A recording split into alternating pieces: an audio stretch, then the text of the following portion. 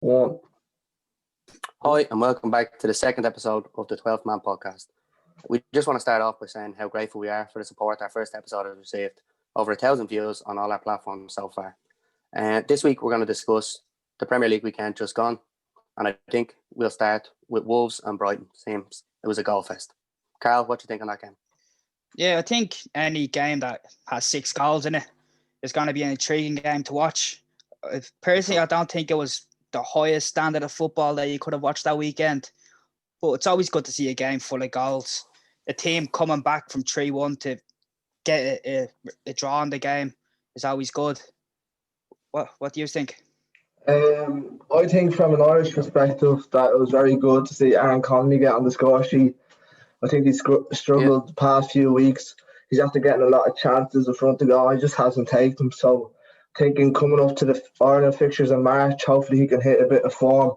I know he went off injured, but hopefully it's not too severe and he can lead the line for the national team.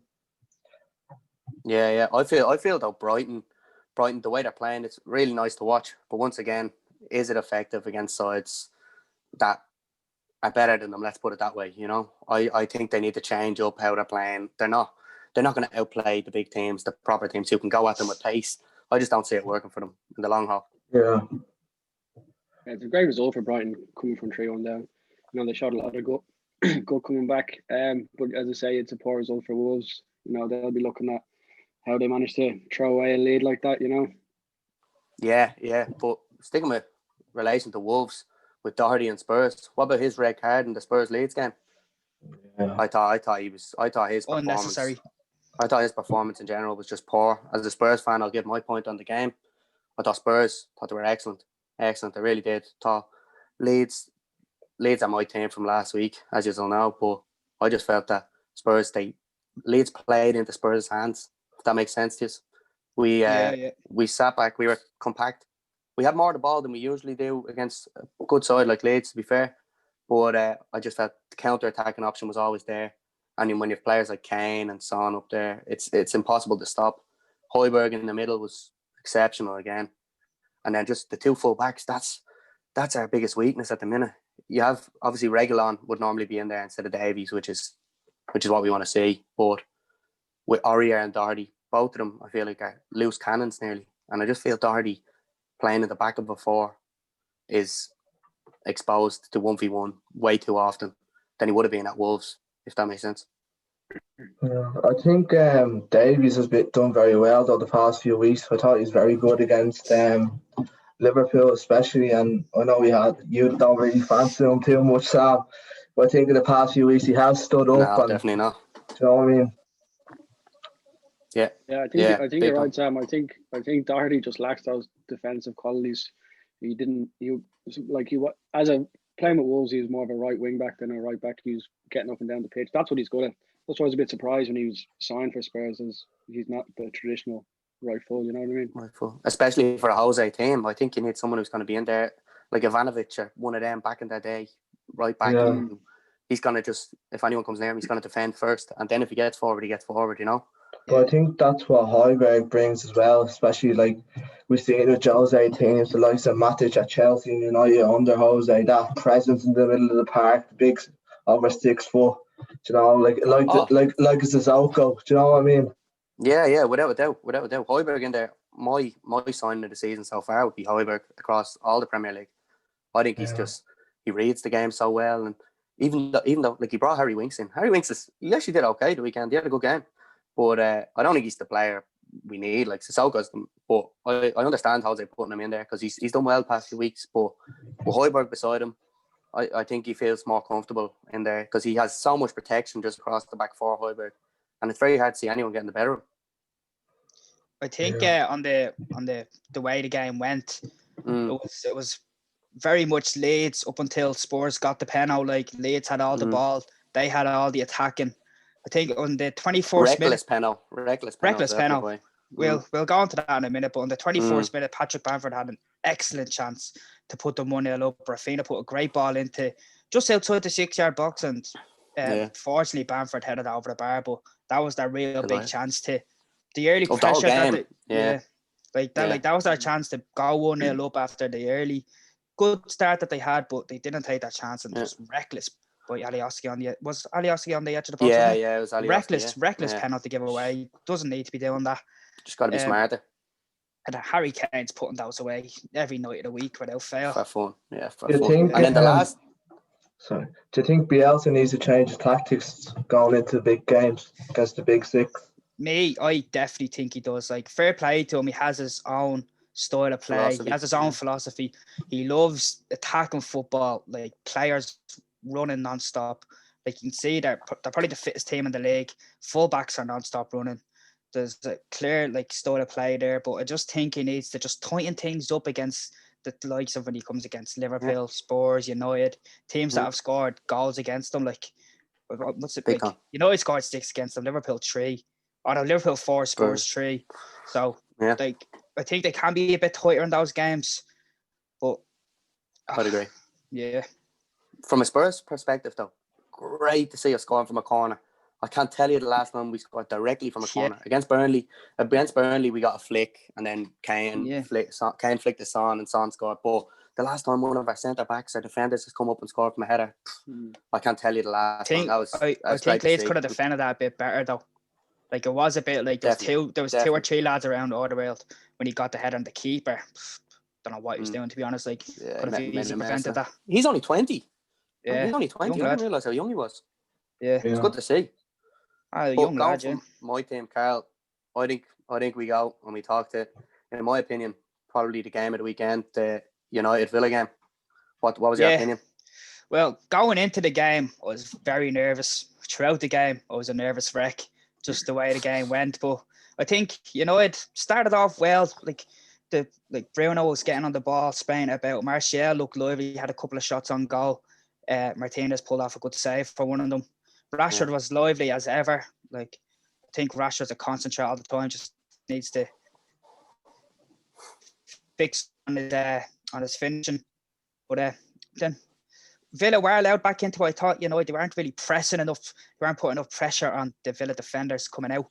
And then it was kind of an even game up until Martial got the goal. Fair play to Aaron Wan-Bissaka, getting an assist, getting down the line, putting a good ball into the right area for Martial to get a header on. 2 players that you want to see doing that. Martial getting a header, being a bit out of form. Hasn't been in within the goals. Good to see him get a goal and Wan-Bissaka with an assist. What do you make the up until the goal? I think it was a bit of an even game. I thought Aston Villa started off well. The likes of John McGinn, I thought he was very good. I thought he played very well the whole game. And then I think once the United goal went in, they obviously fought back. They got the equaliser. Then I just think it was a bit stupidity for the penalty, especially. I know there's a bit of controversy for the penalty, but I personally don't think it was a penalty. But it's just similar to the Leeds situation. Just stupid. Stay on your feet. Don't even go near them. Like the likes of these players are gonna go down these situations. Do you know what I mean? Yeah. Like the way the game is gone, we can talk about VAR all day long, but like if a player feels contact in the box, like he's gonna go down and he's gonna win his team a penalty. That's just the way the game is in a minute. Do you think personally, I didn't.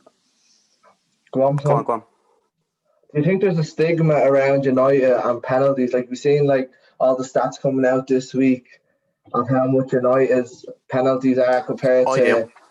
I think there is as well. I completely disagree. I believe in it big time. If we're talking about penalties, the refs are afraid. Yeah, but what about Leicester getting 10 penalties this season? Liverpool have 5. That's only 1 behind United, which have 6. So it's not about the number of penalties though. It's about the way they're given. It's the question mark around half the penalties that United are given. Like I personally don't think that was a penalty on Pogba. I think if you look back, he tripped. The main reason he hit the deck was because he tripped over himself. There might have been a bit of contact with them tussling and stuff like that, but at the end of the day, there was nowhere near enough contact for him to go to the ground. And I just think it's mad that VAR spends so much time looking at offsides, looking at different penalty decisions, and they checked that for about 20 seconds and it was bang, no, correct decision. If that was against United, Carl, you wouldn't want that given. I mean, in a way, yeah, but it's as we touched on already, football at the minute with VAR, if you feel contact in the box, you're going down. And you like the same for all you. I'm sure if you like in the position I'm in, like watching my team, like seeing a player, like it might have only been a small bit of contact, but there was still contact, and he went down and got the penalty. Like, but saying that, we got the penalty, and no better man to step up and put a penalty away than Bruno Fernandes. Honestly, like the fella has just like made United click, turned them from an average team up to competing at the top of the league. Like, he's completely transformed the team. What a player. And he's I think the introduction of him is kind of similar to what Van Dijk and Alisson kind of done at Liverpool. It's just that player to bring him to the next level. Do you know what I mean? They needed that one, Yeah, that one player. And one player does have the ability, whether that's psychologically or just quality on the ball, to dictate his teammates. Do you know what I mean? I just think that is a stepping stone to the reason why United are up there in the league at the moment. Yeah. Like he's a top class player. He improves the players. Sorry, Shane, there, but he improves the players around him. Like you can see, like Rashford has stepped up this season. I felt he's on 14 goals already. I know Martial hasn't been scoring much goals, but like even just the overall play, if you're not thinking about goals, just like the interlinking play between the players, like I think Bruno has improved that massively. I was going to say that. Do you think? I know you mentioned bringing Bruno in for United and bringing the likes of Van Dijk and Alisson in for Liverpool. Do you think that's what Mourinho was trying to do with bringing Bale into Spurs, regardless of how well he's going to play, just to kind of up the morale, give the team a boost? I know Bale's not playing much at the moment, but do you think that was the goal? Similar enough, but I just think Bruno around the training ground has come in and he knows everybody. He gets the training going. He gets everyone warmed up. He's like a leader. He's just a captain. Like he's a leader. I think he could go on to being a captain. Oh, definitely. Like he just brought that. Just like he's a character. Like I don't know if you've ever seen a video of him at Sporting Lisbon. I think he got sent off in the game and he went on a mad one outside the changing room, start kicking doors down and all.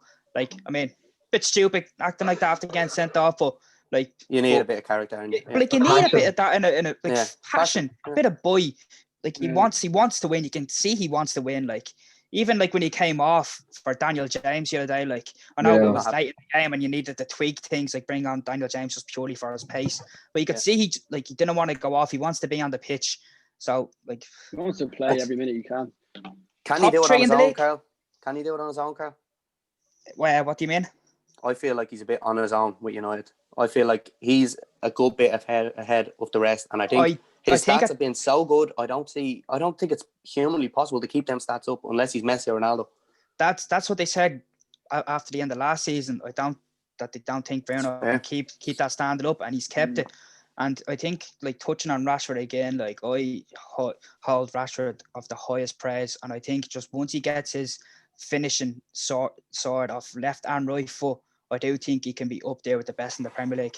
So that can be in a year or two, but I think Bruno Fernandes is vital for if United are going to go anywhere to winning the league or winning cups. He's the main man. Definitely. Well, going from one United doing so well, let's talk about Sheffield United doing so poor down the bottom. They lost 2-0 to Palace the weekend. What did you think, Connor? I was surprised. I thought Palace or Sheffield started off well. They had a lot of possession. They were getting McGoldrick involved as well. But I just think they were missing that man in the middle. I know it's mad, but like a Bruno or like a Wijnaldum or something. Do you know what I mean? Just to link up from that midfield to the up forward. Do you know what I mean? I think that's what they're missing, that bit. Lack of creativity in the middle. And obviously a goal scorer, they're not going in. But I just don't think they have a chance at the moment staying up. But looking the other way though, Palace, Eze's goal was the goal of the weekend, I'd say. I think we can all agree it was the goal of the weekend. Great goal. Ghosted by players. But once again, if Palace want to stay up, you can't allow a man just toss by you, you know? Someone's got to get in his face, hit him, foul him, make a cynical foul, at least take a yellow for your team and stop a goal. Like that was way too easy. Skillful, unbelievable, great skill, but you got to do something to stop.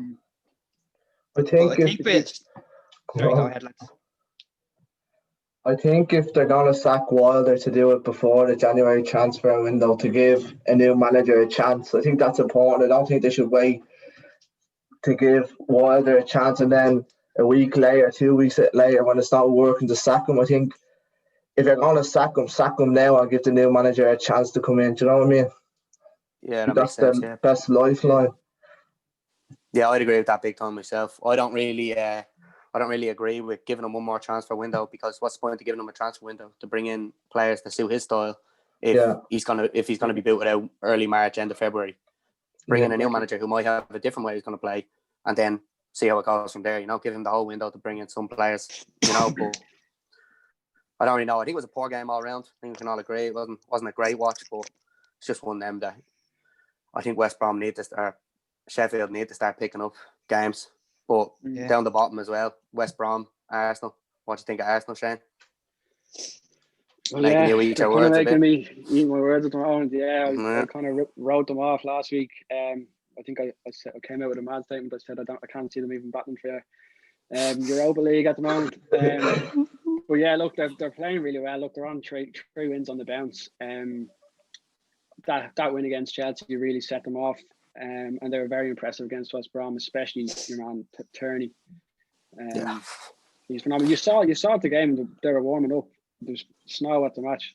First time I've seen that in a while now. But Tierney was the only player to warm up in his jersey and shorts. Every other. That's just because he thinks he's a hard man. He is a hard man though. That's fair enough. Yeah, I suppose. I think that's the only thing I like about him. I rate him highly anyway, and I thought it was great. He took his goal very well. Yeah, he did. It was a banger of a goal. But your man, I think Smith Rowe in the middle, the young fella playing in the number 10. He looks like a Mesut Ozil with legs. If that makes sense, you know what I mean? Yeah. Like he can cover ground. You saw the movement from Oldham for the second goal, Saka's goal, I think it was. Yeah, that goal was that was like a goal Arsenal against Norwich. Yeah, around the wheelchair. Classic Arsenal. That was. That was phenomenal. Like, but I think that was a big point for Arsenal though. Yeah, 3 wins on the bounce. Like, they're up in 11th in the table now. I know it's still like they don't want to be there. They want to be higher, pushing for Champions League. But I think 3 wins in a row, like they're looking up the table, only 3 points behind Chelsea. Like they're going well at the minute. And I think fair play to Arteta for not like losing the team. Like you can see that these young lads coming in, trusting the likes of Smith Rowe, Saka, Martinelli got brought back into the mix. Like these young lads, like it's good to see that they want to play for Arteta and that they're not just like throwing their toys out the pram. Games aren't going their way. They're sticking with what the manager wants. With Big Sam there as well, though, with West Brom, surely he can't be happy with a Big Sam team letting him 4 goals. No matter who they play, they don't let him 4 goals. You know what I mean? Yeah. That's not his philosophy. He needs players like defenders to step up. And I don't know, Ivanovic got roasted a few times the weekend. Are they good enough, this West Brom team, though? Like, just purely, like, are they good enough to play Premier League football? Personally, I don't think the players are up to it. Sorry to say, like, Darryl O'Shea, Irish player, but, like eventually he could get there and be a Premier League standard footballer, but at the minute, throughout the rest of the team, I don't think they're Premier League footballers. They could prove me wrong now and, like, they could start picking up points, but like I had them in my bottom 3 last episode, and I'm sticking with that. I just don't think they're good enough for the Premier League, West Brom. I think Sam is going to rally the troops and just get them back going. I think anyone can sit in and defend and maybe nick a goal. You know, they could nick a goal against anybody, as they proved against Liverpool. Like they just need one set piece. Yeah. You know, but I don't really know from them, to be honest. But we'll leave that game behind us. None of us Arsenal fans anyway. What? I say we want to Everton West Ham. Very disappointed from Everton's perspective. I feel just don't think they have what it takes. What do you think? Yeah, I thought it was a very boring game, to be honest. Wasn't really much going on. The highlight obviously was the winner at the end, Souček. I think he's been actually very good this season. Under Moyes. Is again just kind of like playing that Højbjerg role, just sitting in the middle. Unit probably about 8 foot or something, but it looks some head on him. Do you know what I mean? But I think it's a good win for Moyes and kick on now. That's really I feel the missing of Rodriguez. I know he's back on the bench now, especially is a good sign for Everton. But my God, they lack creativity. Sigurdsson, I'm a big Sigurdsson fan myself. I like him, what he did for Spurs and all, my man. But I just don't see him being good enough to take a team to the next level. Really don't. I think it was like a very cagey game throughout. Like it didn't really look like it was more like both teams just not wanted to concede. They weren't really thinking of going to nick a goal until the end. Fair play to West Ham for fighting until the end and getting a just Soucek right spot, right time. And finish it. But I don't know. It felt like I thought everything were pressing well. Sigurdsson was pressing from the front. Like they were putting a bit of pressure on the West Ham defenders, but I don't know, they were missing something like that. Bernard playing like he was kind of playing the James role, but just different standard of players. Like just clearly. I don't know. I disagree with you there, Carl. I think Bernard. I think he's the only one who looked like a threat the whole game. I feel that he can cause damage. That I know he's small now, but I feel he always creates. He's a bit like your man Podence off Wolves. You know, I just feel like he can always create something out of nothing. He reminds me a lot of Bernardo Silva. Just that, small, good centre of gravity. But I don't really think he's good enough to be a good footballer in the Premier League. Like you can see, he has good skill, he has good ball control, can pick a pass, but I don't think he has it to do it in the Premier League. And with James coming back now, like he had his chance in the team, didn't really live up to it. I'd say that's probably him out of the team. But I suppose everything are going well enough. Like it was an unfortunate loss, but I mean, I'd say Moisey was buzzing anyway against his old team to get a win. But exactly, yeah. That's his first win. It's the first win in Goodison. Yeah, as a returning manager, anyway. Yeah. Well, I think like the counter-attacking football of West Ham they weren't even that counter-attacking, but they sat in, they took the pressure, and they got the goal, rightfully so, I think. So a 1-0, I think, is a fair result. Yeah. So going from one counter-attacking side to another, we go probably the best at it. Leicester against Newcastle. Didn't do too much counter-attacking here, but what do you think, Connor? I thought the standout player was Maddison. I think he's really shown up the past few weeks, especially in that 5-2 win over City. I thought he was very good as well, him and Vardy. And then just in recent weeks, I think he's really shown up. I think Chunks, shout out to Chunks if you're watching, that celebration has helped him in his career. But I think he's really stood up. And I'd agree completely. Yeah. I think Harvey Barnes has really stepped up this season. He's deadly. But I know he's scoring a few goals now, but once again, misses too much chances for me. He's a young lad though. Young lad, like you can give young lads the benefit out for missing chances because that's true. You can see the ability there. You can see he's confident on the ball. He wants the ball. He wants to run at players, and he has put in a few goals recently. So it's like give him time. Like I reckon he'll definitely be in and around England squads in the next 2 years. But big time.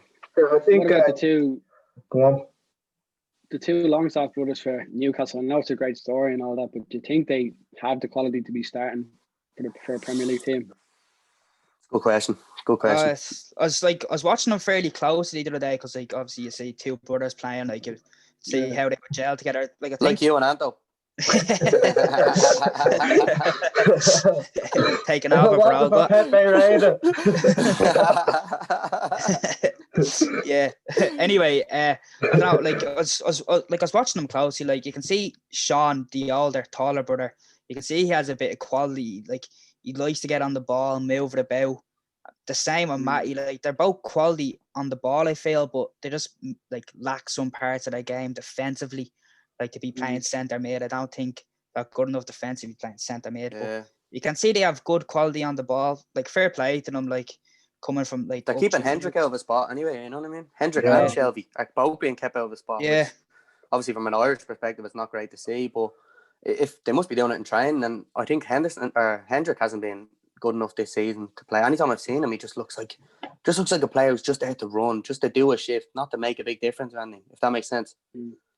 I think Johnny Evans. I think he can kick on, but I think Johnny Evans has been very good as well this season. So like since he left United, I just thought his career was going to be more or less over. You know, like similar to that Chris Smalling situation. But I know he's in Rome and he's currently doing well over there. But I didn't think he had it in him to come back, and I think he's proven to everybody that he can still do it at the top level. It's good to see. I think. Yeah. I think throughout as well with Leicester, like I know none of us put them in our top four, but I feel with Leicester as well, like there's quality in every position. like from the keeper to the striker. Like that young lad, James Justin, that is in our right back. Ricardo Pereira was injured from the start of the season. He's unreal. Like for defending and attacking, he's just as good as Bo, and he can put a ball into the box as well. So fair play to him. I think. Sorry, go ahead. Sorry, one last thing. Yeah, I just want to talk about Andy Carroll. I just find it quite funny. He scored his first Premier League goal for Newcastle there in 10 years. I think I saw something like since his last Newcastle goal, Donald Trump has put up 56,000 tweets on Twitter. We won't speak about Donald. We won't speak about Donald on this podcast. We'll stay far away from that, lads. Leave that after a few drinks. It's good to see Carl getting a goal anyway. Fair play. A former Liverpool man anyway. I talking about top 4 sides. We go Chelsea and City next. I feel City were electric the weekend. God, they look back to themselves. I don't know if you Liverpool fans are worried yet, or what's the story there? Yeah, like I think people wrote them off early, and I never really did. I think they've slowly just creeping up the table. I think they have 2 games in hand now and can go 1 or 2 points off. Is it 2 points? I think. I think so. I think it'd be stupid to write them off early. I think they're picking up a bit of form. You could see a bit of spring in Kevin De Bruyne steps, Foden. I think Godong and whatever his name is. Played very good, especially with his goal, that turn and finish. You can see the class. And I just think they will be thereabouts. I put them in second for my top 4, but I really do think they didn't make there. My top 4. That could be coming back to bite me big time. After that, I thought we all were wondering at the start of the game, definitely saying the front 3 for City. Why is Foden on the left? Why is Sterling on the right? Why is De Bruyne up front? But Azpilicueta found out the hard way why Foden was out there, didn't he? Because God, Foden was unbelievable. So I thought from Chelsea's perspective again, I thought it was terrible, just very terrible. I don't think they done that. Like it was as if they didn't do their homework on City. It's like they forgot that Kevin De Bruyne is a world-class player, and they just let him run free. The same to me now, Mark, and Kevin De Bruyne. He was just remember the chances. Before City got their first goal, where he just ran right through the middle. I think Cancelo put a ball in. Like you can't be giving Kevin De Bruyne space like that. And he pulled it to the left wide. It went wide, but you can't be giving space like that. And I think after that, Chelsea's heads just went down. And then, what do you think the whole situation about Frank is going to be now? I know he has the lowest points per game since Abramovich has been there. So I just think there's huge question marks over it now, but. I think his next 2-3 weeks are big. If he picks up a one bad loss, he's in huge trouble. I personally bit out there. I think he'll be sacked within the next 3 weeks. Too much pressure. Yeah, I don't know. Yeah, it definitely is a tricky situation with Frank, just purely because he's a legend of the club. He gave his best years in his career to Chelsea, won a Champions League with them, won 3 or 4 Premier Leagues with them. Like that, I don't know, will they sack him so soon? He's only a year and a half into the job. I think you have to give him to the end of the season. Definitely see where they're at. See if they pick up a few good wins against the top 6 teams. If they're that's not the Chelsea way. That's not the Chelsea way. I know it's not the Chelsea way. Grant won the Champions League and got sacked. You know what I mean? I think it'll be given for our social media. Yeah, sorry, Dimiteo. Sorry. We leave a question box on our social media. Yeah, question box would be big. Yeah, just let us know all you Chelsea fans what you think. Yeah, if Frank should stick around or if not. So moving away from Chelsea, we finish up on Liverpool, Southampton. Connor, do you want to take us away on this one? I don't know where to start. Right. When the team got announced and I seen Henderson going in centre back, immediate alarm bells rang. We need a centre back in the summer, and I think he needs to be a proven senior centre back. An example like Thiago Silva. I know there's not too many Thiago Silvas out there, but even just to do it till the end of the season and get Van Dijk back and Gomez back and now Matip back, but. I do think Klopp got it wrong. I thought he should have went with the youth, Williams and Phillips. Phillips started against Tottenham and I thought he was excellent. especially against. Oh, was it Williams against Phillips? I think Phillips against Kane, and I thought he was very, very good against Kane. So I thought Klopp should have went with his gut. But I do think Southampton deserve a lot of credit the way that they surrounded the likes of Thiago. They didn't give him a second. Ward-Prowse was on him. We obviously see the legs. I think he had the highest running stats in the league last year, Ward-Prowse. So I do think Southampton deserve a lot of credit as well. But I thought we would have got a bit more from Thiago, that bit of creativity. But I know it's hard. But I was just expecting more from Thiago. Yeah, I agree with you there right now. What do you think Klopp's plan is with Thiago and the team? Because he's playing him in that central midfield role where Fabinho played last season, and Henderson was playing a bit there this season. He's more of a CDM though. He's playing it more as a CDM, dropping it off deeper. Which I don't think suits him at all. He can get on the ball there, and he has great vision, great passing. Yeah. And so I think 101 touches off the ball, lost possession 11 times. 88% passing accuracy, that's top standard passing for a midfielder. But his defensive sort of the game, I know he's not there to be a proper CDM, but if he's playing there, you need to have those defensive capabilities. I feel. Yeah, I think we can't. Go ahead. Yeah, can't look into it too much with the Southampton game. I know it's his first game back after injury. He did pick up a yellow card early on. It wouldn't help him then. You can't be as aggressive going into tackles and stuff like that. I think he put in another challenge there early in the second half, and it looked like the ref gave him his final warning. But overall, yeah, obviously it's a disappointing result for Liverpool. Just even talking about the Southampton goal from the get-go, great goal. Danny Ings, great finish and stuff like that. But Trent has to be doing better than that. It's probably the worst game I've seen Trent play for Liverpool in the last while. Yeah, I think it was 38 times he gave the ball away. Yeah, that's disgraceful. No fullback, especially a Liverpool fullback, can do that. Because Liverpool need their fullbacks to be at that, But I think the reason why Liverpool's fullbacks why they weren't that effective going forward yesterday was the Southampton tactics. He told the wingers, don't be afraid of them, and he kept Trent honest.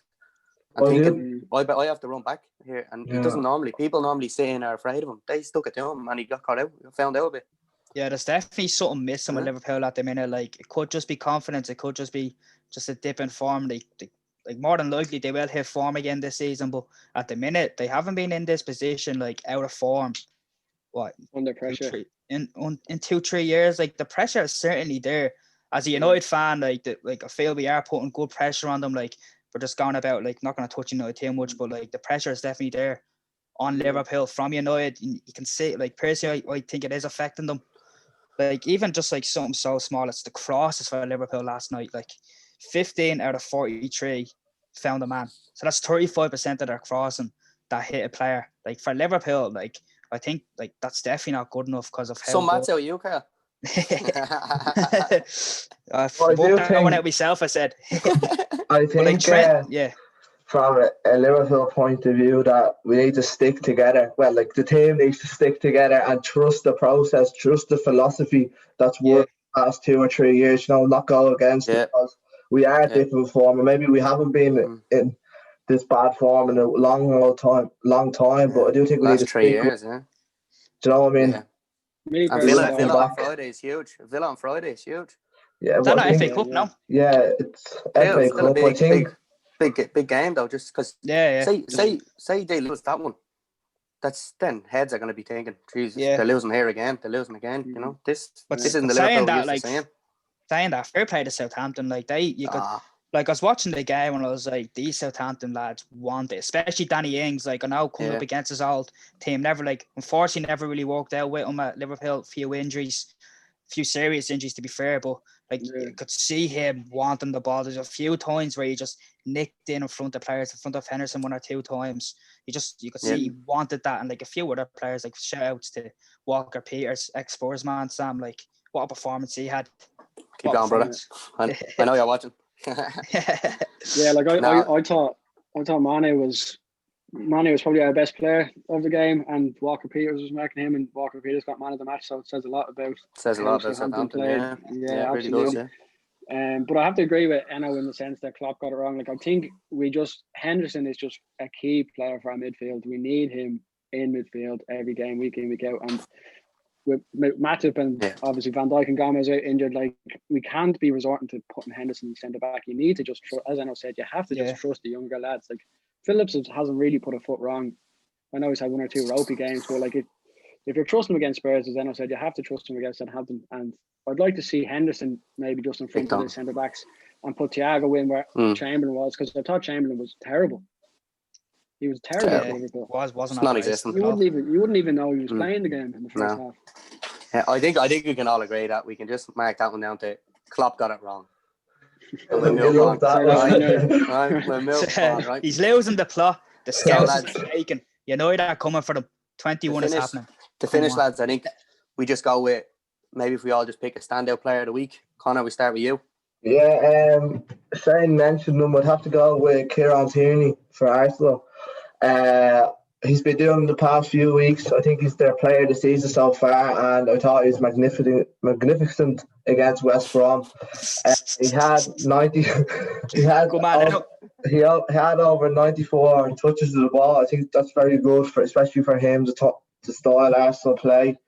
He also got a goal and they got an assist, and I think there's huge questions marks coming off coming from Celtic. I think he's proven them doubters wrong, that he can do it in the Premier League and that he's a leader and maybe can bring Arsenal back to the good times. Well said. Shane? Yeah, so I was kind of torn between two City players just because of how well the whole team played. It was between De Bruyne and Foden. I decided to go for Foden at the end. I just thought he was turning Aspilicueta inside out for the whole night. He scored a goal and an assist. But just the one question I have is, I don't know why he's not playing more games. I think everyone thought when David Silva was leaving, Foden was going to step in. He'll be taking his spot like that, and it just has. Like, he's only started 6 games this year in the Premier League. Yeah. I know your man Gundogan. He's played very well. He could be. The two of them could be battling for positions and stuff like that. It was good to see them both playing last night.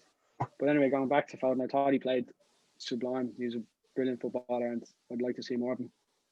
And Carl? Yeah, I was kind of torn between two players as well, but I think you'll like the player I went with, Sam. It was Højbjerg. I just think like in a game where Spurs needed to win, like if you dropped points there, I think it was you're getting yourselves into a bit of trouble. But luckily enough, the lad stepped up, got the win. And Højbjerg was just like any time Leeds looked dangerous, Højbjerg was there to sweep it up or get a tackle in or get a touch in to stop the attack. And for the second goal as well, he did unreal. Stopped the maybe quick counter attack from Leeds, got the ball, gave it to Kane, and that's just what Spurs. We know what happens when he gets the ball. Yeah, we know what happens. My player would be Armstrong of Southampton. I thought last night, maybe he didn't get the credit he deserved. I know Walker Peters did a job on Mane and all, but I thought he was unbelievable. Because the thing against Liverpool is most teams, the lower teams, they don't try to play. They just clear the ball and then they take it and they clear it. And there's no one up there. They're not making the right decisions on the ball. When he got on the ball, I felt he was looking. He was able to turn. He was playing on the half turn. He always had a look over his shoulder. And he was rolling players. There was one time when he went, I know Thiago's not done for his defensive duties, but one time he burned Thiago just like he wasn't there. And I just thought he really stood out and I thought he was excellent all night. So I think we leave it there for this episode, lads. Thanks very much. And I'd just like to say, everyone, thanks again for the support. And make sure you like, comment, subscribe across all our platforms. Thanks.